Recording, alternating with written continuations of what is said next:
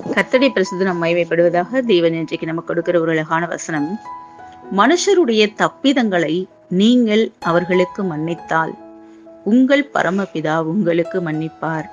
ஹல்லேலூயா. இந்த மன்னிப்பை குறிச்சு ஆண்டவர் நிறைய இடத்துல வேதத்துல நமக்கு கற்றுக் கொடுத்திருக்கிறார். இது ஒரு அழகான கிஃப்ட் பாருங்க. நீங்க ஒருத்தருக்கு திருப்பி கொடுத்தா, ஒரு மனிதருக்கு நீங்க அந்த கிஃப்டை கொடுத்தா, பரமபிதா நமக்கு ஒரு பெரிய கிஃப்டை வச்சிருக்காருங்க. எவ்வளவு பெரிய சந்தோஷம் இல்லையா? ஆனா அந்த மன்னிக்கிறதுக்கு பெரிய மனசு வேணும், எல்லாத்தையும் மறக்கணும். அப்ப இயேசு கிறிஸ்து சிலுவையில அறையப்பட்டு அங்க நிற்கும் போது கூட பாருங்க, எல்லாரையும் மன்னிக்கிறாரு.